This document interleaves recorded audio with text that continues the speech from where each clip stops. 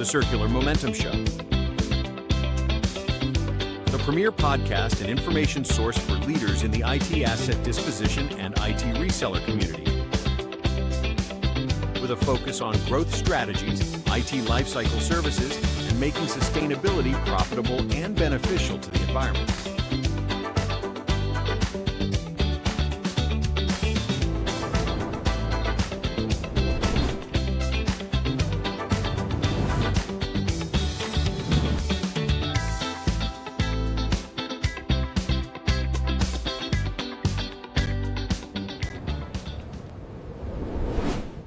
Welcome to the Circular Momentum Show.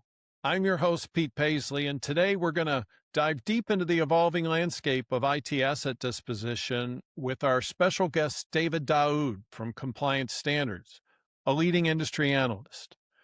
We'll explore how major OEMs like Lenovo, HP, and Dell are reshaping the ITAD market and what it means for enterprise relationships, and how independent ITADs can compete and thrive in this quickly changing environment. Very happy to have you today on the Circular Momentum Show, joining us from Compliance Standards, LLC, a leading analytics and consulting firm. David, thanks for joining us. Thanks for having me, Pete. Thank you. So, David, I wanted to start, not so long ago, you published an interesting article in eScrap about Lenovo entering the circular ITAD territory that raised some interesting points about the OEM or brand relationships that dominate the ITAD industry today. Would you like to start by summarizing some of the key points of that article?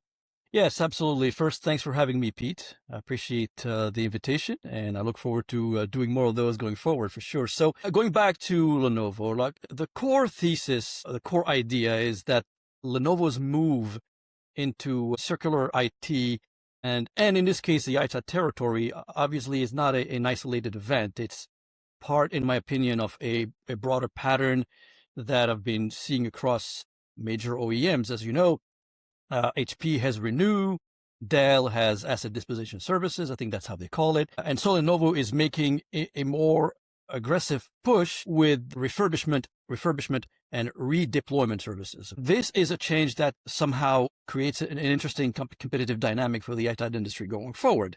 But before we go any further, right, what I wanted to do is I wanted to flag something that I think reframes this conversation slightly, right? The Lenovo program is specifically focused, if you noticed, on 14 European countries. And I don't think that's a coincidence, right? The EU regulatory environment has essentially mandated this direction of travel for any major OEM that's operating or doing business in the EU. There's something called CSRD. There's obviously the right to repair, which is taking place everywhere. There's extended producer responsibility, etc. All of these really carry legal and financial consequences.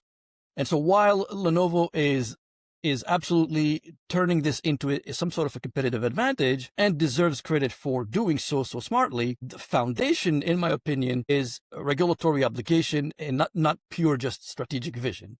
Yeah. Now, between, say, these big three, HP, Renew, Lenovo, Dell, what's their collective estimated market share in your opinion? I've seen ballpark estimates that they might hold about 15 to 25% of the total market today.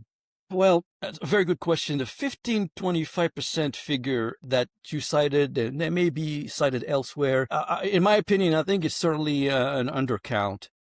And I think potentially significantly so when you look at the enterprise segment specifically. At the end of the day, the enterprise segment is what, feeds into the ITAD from a revenue and profitability standpoint. Very important. But before I give you my view on what I think the real number is, it's kind of worth being precise about what we're actually measuring, right? Because market share in ITAD certainly means different things depending on what you're counting. If you count revenue, the picture looks one way. If you count unit processed, it looks another way entirely. And if you count the number of enterprise client relationships where an OEM or an OEM affiliate entity, let's say, is the primary or the named provider, you get a third picture, right? Totally different picture. So I'm going to rely on our surveys and not what others have said. Our surveys take 1,000 companies. The survey data that we have say that focus on that third dimension, right, which is the client relationship. And that is who large enterprises identify as their ITAD vendor of record. And on that basis, again, we're not talking volume, we're not talking about revenue, we're talking about the number of relationships. In this case, Dell alone, listen to this, appears in roughly 29 to 30% of the large enterprise relationships. And who comes second?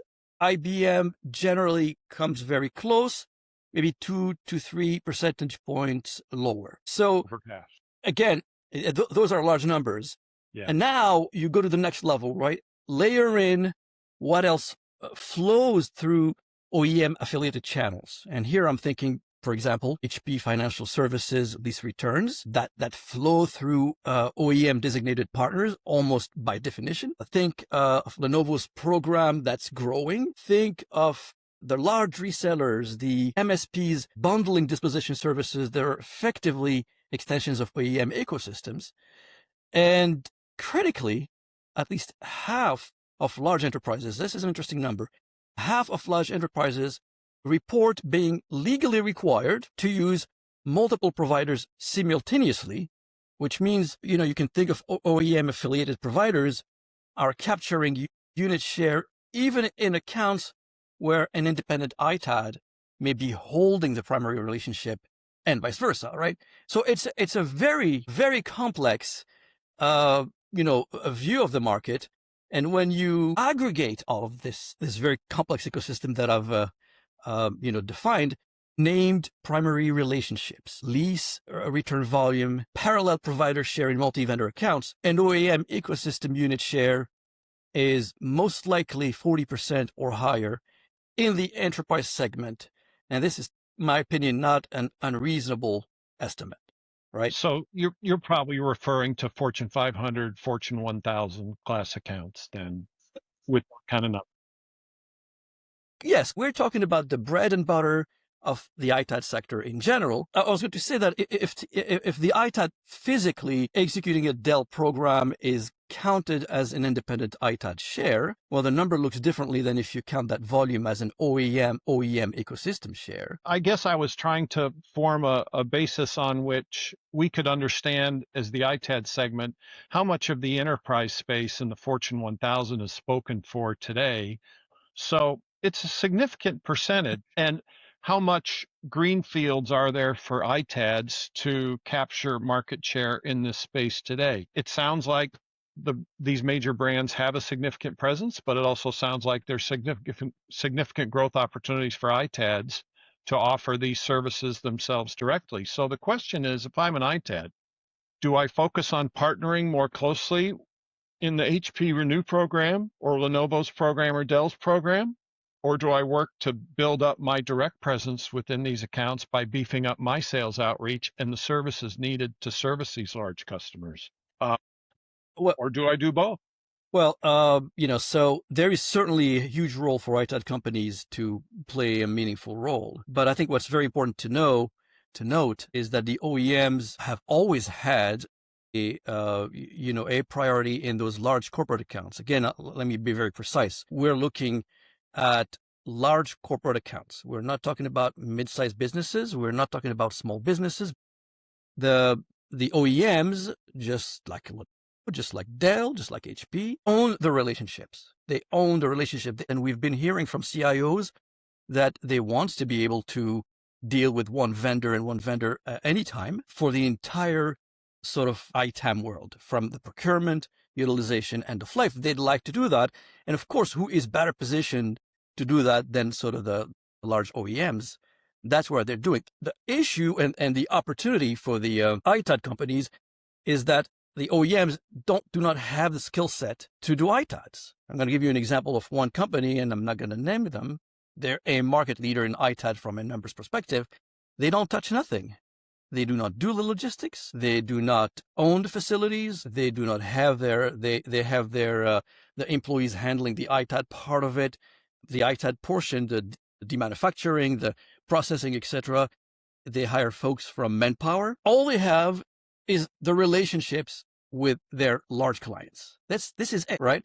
You can't ask these guys to do anything else but maintain the relationship and create the rules of engagement that the ITAD companies would have to abide by. So this is definitely a multi-tier approach. One is the OEM owns the clients. The client is only interested in the OEM requirements and rules. The OEMs have the relationships with the ITAD and the rest and the infrastructure. This is where it happens. Now, is it possible that an ITAD company goes directly to an enterprise? Absolutely. Most respected ITAD companies, in particular the ones that are my clients, they have relationships with banking institutions, with healthcare institutions, with government entities, with the military, with these types of customers. And why do they have that? Well, clearly some of these companies are doing excellent job, in their go-to-market strategy. They know how to tell the story, but more importantly, they have what it takes to actually deal with very complex end-of-life operations that deals with transportation security, data security, device security, compliance issues, secondary market reach. All of that stuff is not in the domain of an OEM. And so, yes, the opportunity is there. But David, at the end of the day, if I'm that Fortune 1000 customer, I'm probably accepting multiple offers for that end of life list that I'm putting out every month, every quarter, whatever. So is an ITAD probably going to be in a better position to offer more for that equipment? That's where the ITADs excel, right? They're generally going to offer more for that competitive bidding position. And that's probably how a lot of them are getting the equipment out of the enterprise today. Yeah, absolutely. Would you agree? If you look at what happened in 2023, and going into 2024, a lot of the slowing down of the ITADS market, excuse me, was the result of companies holding into their own assets, data center equipment and PCs, etc. And the reason they do that is because they realize the companies themselves, the clients themselves, realized that the component market there was no incentive for them to sell at that point. So they're holding this. And we're going to touch on that some more later because that has certainly changed. But back then they were sweating the assets longer and it kind of slowed things down. But one of the questions I want to ask David, and I think it's still to this point, if I'm an ITAD and I want to get more involved with my enterprise customer, so I'm not just one of three bidders bidding on the equipment, what kind of services should I be starting to offer that might help me kind of overcome that challenge in the enterprise space? Well, I think you could sort of maybe reverse engineer. I don't know if this is the right expression, but you have to look at what you have that everybody has that is no longer a competitive point. It's like driving a car that has a CD player. It's like, you're not going to brag about it. People don't even know it and need it anymore. It's the same concept. You really have to start to be able to differentiate yourself versus your competitors. And in this case, there's no shortage of things. Right now, one of the big things that's moving enterprise requirements and enterprise rules is something called ISMS, which stands for Information Security Management Systems. This is something that is governed by a number of certifications. The most famous ones are SOC 2, which is sort of a US-centric. And then, of course, you have the ISO equivalent, ISO 27001, which is more global. That's what's governing the way an enterprise works from a security systems perspective. If you don't understand that, and as an ITAD company, if you're not certified, then you're absolutely not going to be in the RFP process. This is a simple thing. Now, to get there, it's going to take you probably, if you're not certified, it's going to take you probably a good year, assuming you're willing to do it, assuming you're willing to absorb the cost. But the cost is absolutely necessary. If you don't have such ISMS, there is no way that they will not. So the old-fashioned way of pulling a certificate and say, you know what, we're certified for data destruction. Here's the paperwork. Here's the PDF, is gone. That's the role of the telemetry, being able to measure all the elements of a network, including some simple things, not simple, but including things as energy consumption. That's the type of stuff that you need to optimize. And if you're not there, I highly urge you to start thinking about how to do that for sure. You know, when I think about ways and talk to ITADs who are looking to form a competitive advantage, so they're just not one of those three bidders at end of life. Of course, there's a variety of IT asset management services that can help.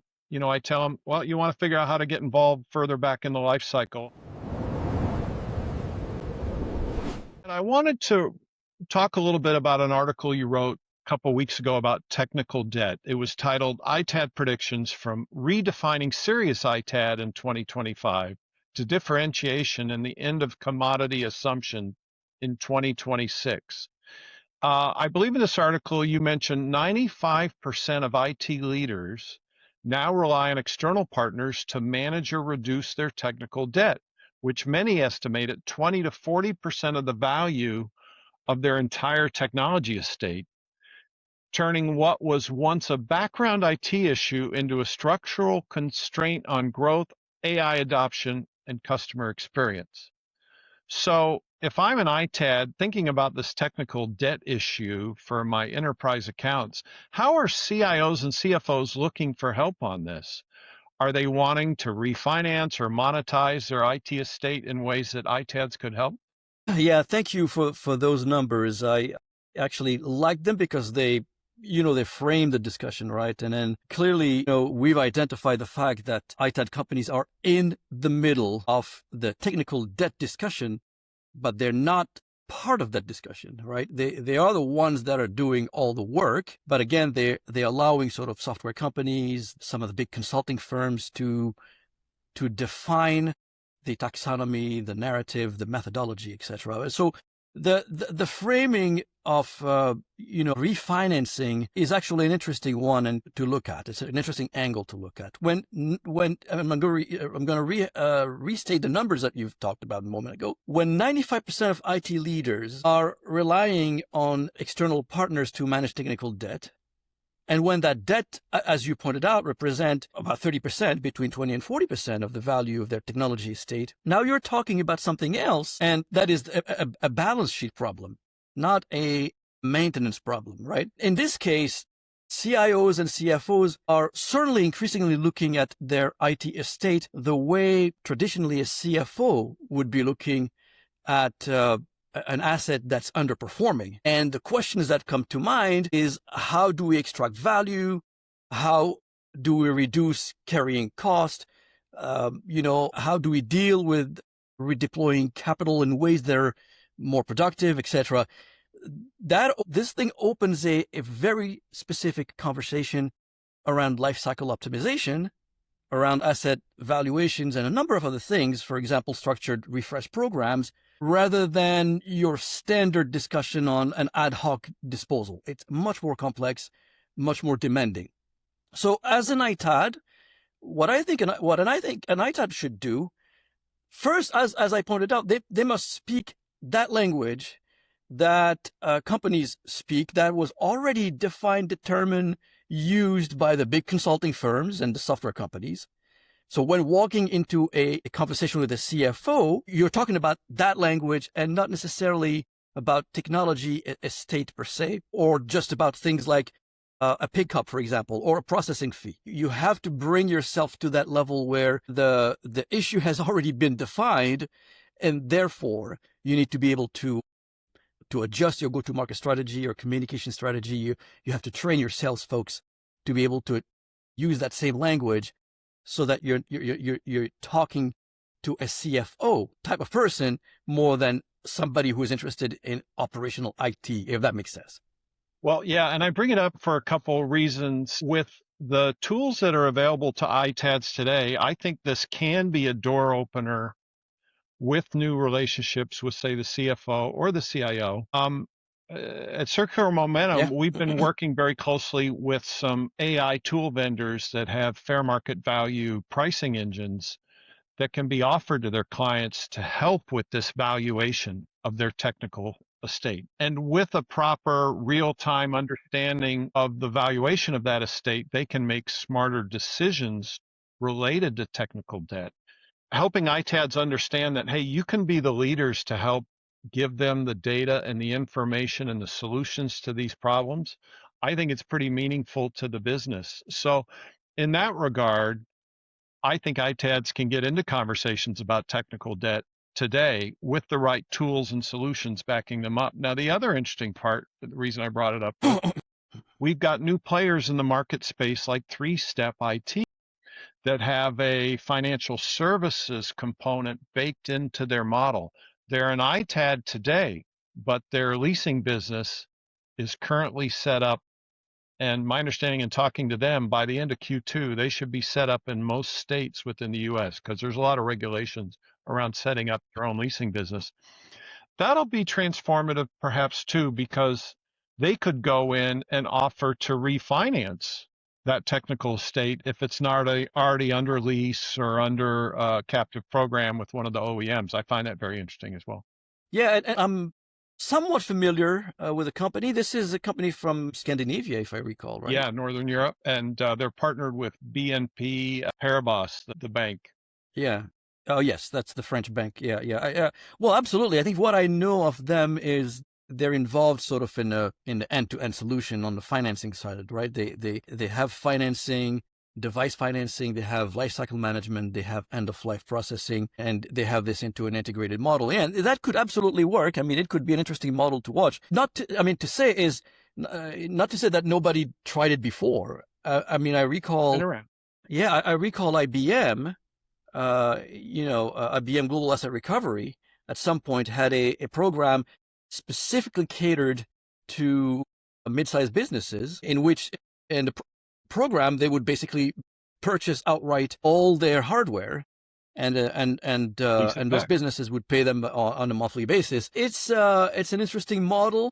I don't think it has worked, to be honest with you, because the economics of those programs get very difficult, particularly when you start talking about used equipment. And when it comes to used equipment cost versus the used equipment leasing or financing, the maths don't add up. But what I could add to an earlier point, Pete, going back to what ITAD companies can do, and I give it some extra thought, I would say that I'm going to repeat again what I've said because it's very important, right? The first thing that they need to do is to develop that communication capabilities. That is the fluency in the language of IT financial management. And many of them are already doing that. Many of them, if not most of the big names anyway, know how to speak that language. That means in practical terms, what they need to do is to sort of produce detailed asset valuation reports. They have to have things like quantifying residual value of the customer's installed base. And in my opinion, they already have that. And it's interesting to know that most enterprises out there have surprisingly poor visibility into what they actually own. And that ties to this concept of, they don't know where things are. They don't know what's worth. And I think an ITAD with strong asset tracking capability and reporting capabilities, they can certainly fill that gap and become a strategic resource for the IT and finance teams. That's very important. Again, going back to sort of the stakeholders in this sector. Perhaps another point that I can cite is, ITADs don't have to work by themselves, right? They can build referral relationships with leasing companies and others, the financial services providers. They can position themselves as sort of the execution partner, because remember that they are the execution partner. So when they deal with those structured deals, right? You don't need to own the leasing capability to benefit from those deals for sure. And so those are points that I wanted to add in case people would think that I am skeptical. I am not. It's just you have to really understand how to define your position and how to present it. Very good points. Thank you, David.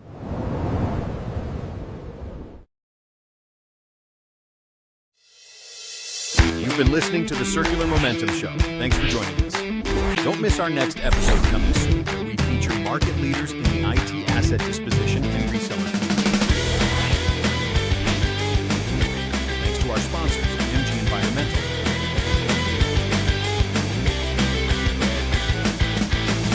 and special thanks to our guests and growth strategy consultants, Circular Momentum. The Circular Momentum Show is produced and written by